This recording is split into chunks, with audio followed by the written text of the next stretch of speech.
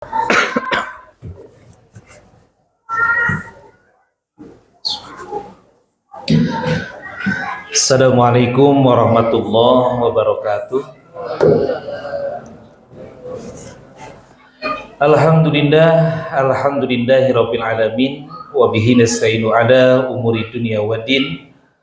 Wassalatu wassalamu ala asrofil anbiya'i wal mursalin wa ala alihi wa sahbihi ajmain, amma ba'du. Pertama-tama kita panjatkan puji dan syukur kita kepada Allah Subhanahu wa taala, yang mana alhamdulillah pada malam hari ini kita semua bisa kembali melaksanakan ibadah sunnah pada malam di bulan Ramadan, tentunya yaitu adalah ibadah tarawih, yang mudah-mudahan kita semua dapat istiqomah dalam melaksanakan sampai akhir, sehat semuanya, dan tentunya kita semua dapat mendapatkan fadilah, keutamaan dari kita melaksanakan ibadah di bulan puasa. Dan tentunya Bapak serta Ibu jamaah Masjid Mutiara Hikmah, insyaallah muliakan, tidak lupa salawat beserta salam senantiasa kepada Kanjeng Nabi Muhammad SAW, para sahabat, keluarga, tabi'in dan tabi'atnya, insyaallah mudah-mudahan kita selaku umatnya, amin ya Allah ya rabbal alamin.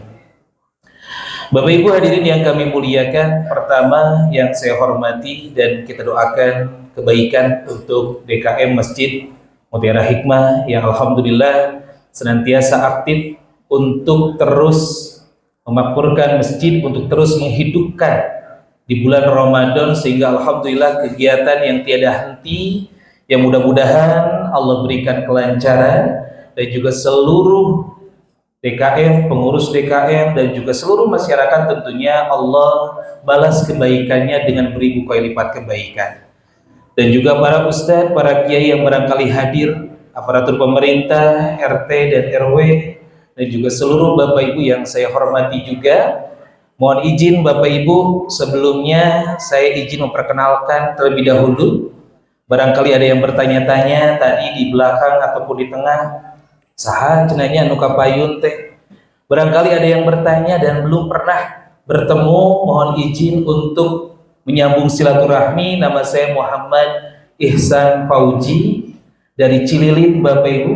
Alhamdulillah bisa bersilaturahmi dengan Bapak Ibu yang hadir pada malam hari ini. Saya diminta untuk menyampaikan beberapa hal.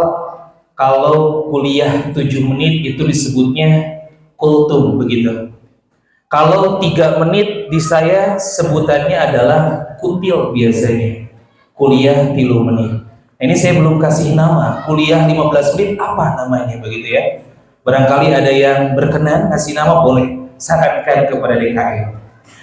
Namun di sini Bapak Ibu saya berikhtiar, berupaya untuk menyampaikan sepatah dua patah kata yang insyaallah mudah-mudahan ada manfaatnya.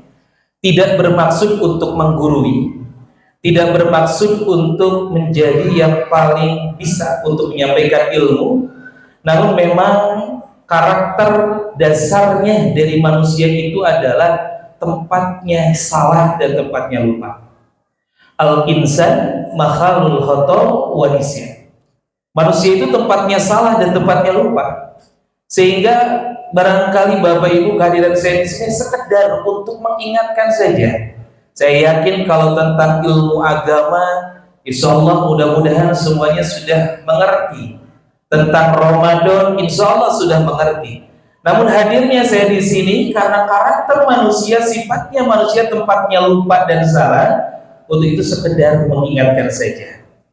Seringkali terjadi Bapak Ibu, ketika kita sholat, baik itu sholat fardu, sholat sunnah, duhur, asar ataupun yang lainnya, mungkin pernah terjadi. Ketika kita takbir Allahu Akbar, tiba-tiba di pikiran kita, hari tadi duit 10.000 di mana gitu ya. Ingat ke hal yang lain karena lupa begitu. Allahu Akbar ruku padahal tadi dibelikeun naon tadi teh. Ketika salam assalamualaikum baru ingat, oh heueuh dina sabutuka. Akhirnya beres sholat, beres cerita. Itu yang seringkali terjadi pada kita. Sehingga perlu diingatkan setiap harinya, perlu diingatkan setiap waktunya untuk kita supaya tidak hilang ilmu yang sudah ada di benak kita.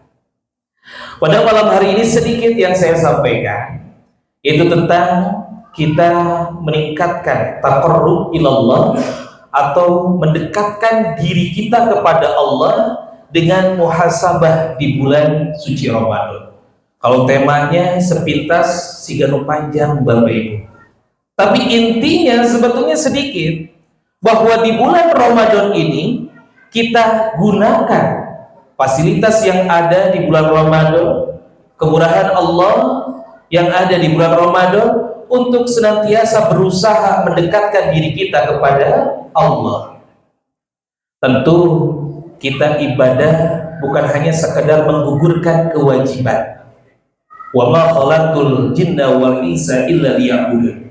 Kita ibadah bukan hanya sekedar menggugurkan perintah Allah, tapi seharusnya ibadah kita seharusnya bisa menjadikan kita lebih dekat dengan Allah, lebih harmonis dengan Allah, lebih romantis dengan Allah, yang insya Allah dengan kedekatan kita Allah senantiasa memberikan hidayah kepada kita semua. Bapak Ibu hadirin yang kami muliakan, saya ingat salah satu tanda daripada kita dekat dengan Allah adalah kita beribadah dengan menghadirkan ihsan. Ihsan nama saya Bapak Ibu. Bukan berarti Bapak Ibu sholat menghadirkan saya, tidak. Mengundang saya setiap saat, tidak. Tapi ihsan yang di sini adalah anta'budallaha ka'annaka tarahu fa illam takun tarahu fa innahu yaraka. Kita ibadah, baik itu sholat, ibadah sunnah, ibadah puasa, kita menghadirkan hati kita, di hati kita seolah-olah kita sedang komunikasi dengan Allah, kita sedang berhadapan dengan Allah. Fa illam takun tarahu fa innahu yaraka. Karena keawaman kita barangkali, karena kita yang sampai saat ini masih belajar barangkali, kalau memang kita tidak bisa beribadah seperti berkomunikasi dengan Allah, maka fa illam takun fa innahu yaraka, maka yakinlah Allah melihat kita. Artinya salah satu kedekatan, tanda dekatnya kita dengan Allah, yaitu kita ibadah dengan khusyuk, seolah-olah kita dilihat oleh Allah. Kita yakin, bahkan bukan seolah-olah, bahkan kita yakin bahwa Allah melihat kita, yang kemudian kita amalkan dalam kehidupan sehari-hari, baik itu dalam dunia pekerjaan, dalam urusan duniawi, untuk kita merasa Allah melihat kepada kita. Bapak Ibu yang insya Allah muliakan, kemudian bagaimana muhasabahnya? Tadi disampaikan bahwa bulan puasa adalah sarana kita untuk lebih mendekatkan diri kita kepada Allah. Kemudian dengan cara muhasabahnya bagaimana? Seringkali saya sampaikan Bapak Ibu, ketika pengajian remaja di setiap 2 minggu sekali, bahwa saya diajarkan oleh guru saya ketika mengintrospeksi ataupun mengevaluasi, bermuhasabah diri, yaitu dengan metode 4 jengkal. Maksudnya bagaimana 4 jengkal itu? Kita jengkal pertama adalah kepala. Kita evaluasi Bapak Ibu, semua anggota tubuh yang ada di kepala kita sampai saat ini, apakah kita gunakan untuk ibadah atau tidak? Apakah justru kita gunakan untuk maksiat? Sejauh mana kita menikmati maksiat itu, dan sejauh mana kita punya keinginan untuk bertaubat? Mata sampai saat ini, apakah kita gunakan untuk melihat Al-Quran, atau justru kita lebih enak, lebih nyaman untuk menghabiskan bulan Ramadan dengan scroll sosial media misalnya? Atau mata, mulut kita gunakan untuk membaca Al-Quran, atau justru kita gunakan untuk menyakiti hati orang lain, untuk membicarakan orang lain, untuk mengadu domba orang lain? Bapak Ibu, perilaku seperti itu ketika di bulan puasa memang tidak membatalkan puasa. Kita ghibah memang tidak membatalkan puasa. Kata Imam Al-Ghazali, ketika kita di bulan puasa kemudian kita ghibah, menyakiti hati orang lain dengan lisan kita, puasanya tidak batal, tapi pahalanya yang batal. Sehingga percuma kita puasa menahan lapar dan haus, ketika tidak ada pahalanya. Jadi semua kita evaluasi sejauh mana anggota tubuh yang ada di kepala kita gunakan untuk beribadah kepada Allah. Kemudian di dalam otak kita ada satu unsur, ada satu hal yang memang paling penting, yaitu adalah otak kita. Sejauh mana kita mengupgrade pengetahuan kita, sejauh mana kita bersedia untuk thalabul ilmi, datang ke masjid, ikut pengajian, ikut rutinan, bukan sekedar melaksanakan sholat wajib. Sampai ke sholat wajib pun itu sudah alhamdulillah luar biasa. Tapi ketika sudah kita istiqomah di sholat wajib di masjid, tingkatkan dengan kita mau belajar, mau untuk thalabul ilmi, mencari ilmu kajian di masjid tentunya. Saya ingat ada juga salah satu kaidah dalam kitab Ta'lim Muta'alim, ada satu siiran, fasadun kabirun alimun mutahatikun wa akbaru minhu jahilun mutanasikun. Artinya adalah fasadun kabirun, kerusakan yang besar. Kerusakan yang besar untuk siapa? Alimun mutahatikun, orang yang berilmu, orang yang tahu ilmunya, namun dia fasik orangnya. Dia tahu ilmunya tapi tidak diamalkan. Tahu ini wajib tapi tidak dilaksanakan. Tahu itu haram tapi tetap dilakukan. Kerusakan yang sangat besar ketika orang yang berilmu tapi fasik kemudian tidak digunakan ilmunya. Bapak Ibu perlu dicatat, wa akbaru minhu. Akbaru di sini, akbaru itu adalah merupakan isim tabdil kalau dalam ilmu nahwu, yang artinya melebihkan, yang artinya lebih besar kerusakannya. Kerusakan yang besar itu untuk orang yang berilmu kemudian dia tidak mengamalkan ilmunya. Namun ada yang lebih besar rusaknya ketika jahilun mutanasikun, orang yang bodoh, orang yang tidak berilmu, orang yang tidak pernah belajar ngaji, orang yang tidak mau ikut ke pengajian, kemudian dia rajin ibadah.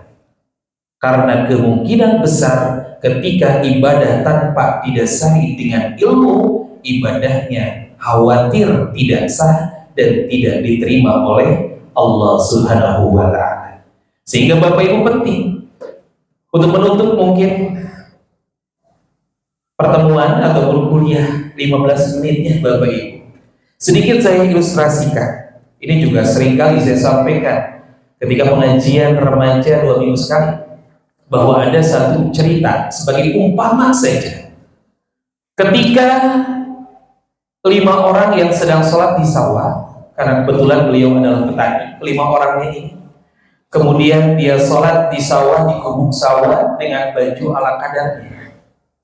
Yang satu jadi imam, 4 jadi makmum. Ketika yang imam pakai sarung, kemungkinan mungkin sarungnya sarung anaknya. Ketika ruku, sarungnya sobek. Kebetulan juga si imam gak pakai apa-apa, Bapak Ibu. Makmum yang paling belakang rewas, kaget. Astagfirullahaladzim, menihidin jenak itu. Kaget, lihat imam sarungnya sobek, temakin naon, jerona.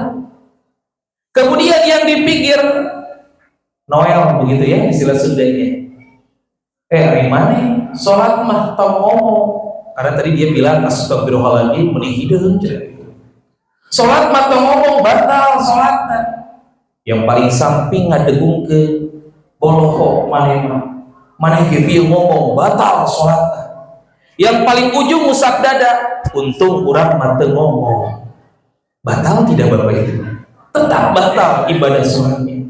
Sehingga sholat yang tidak didasari dengan ilmu, tidak tahu rukunnya, tidak tahu pembatalannya, tidak akan diterima oleh Allah. Sehingga penting Bapak Ibu untuk kita meningkatkan semangat kita untuk mencari ilmu. Itu baru dari satu hal kepala kita. Jengkal lain mungkin nanti kita akan bahas, insya Allah di lain kesempatan. Namun untuk supaya tidak penasaran Bapak Ibu, tentunya saya tuntaskan dulu sampai saya sebutkan saja dulu.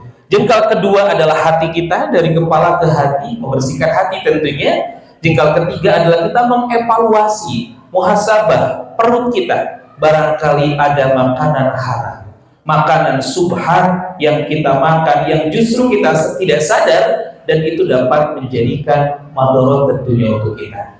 Dan jengkal terakhir adalah bagian kemaluan kita, yaitu adalah mendekati zina ataupun zina, yang tentunya kita evaluasi, yang mudah-mudahan kita dijauhkan dari maksiat zina yang merupakan dosa terbesar, begitu ya. Insya Allah Bapak Ibu, mudah-mudahan meskipun sedikit, saya tidak panjang-panjang menyampaikan ini, tapi mudah-mudahan meskipun sedikit bisa diterima dan bisa diamalkan tentunya. Ketika ada yang salah mohon dimaklumi, itu berdasarkan kebodohan saya yang masih belajar, dan benarnya itu adalah hidayah dari Allah Subhanahu wa Ta'ala. Amin ya Allah ya Rabbal Alamin. Terima kasih Bapak Ibu. Akhirul kalam. Wassalamualaikum warahmatullahi wabarakatuh.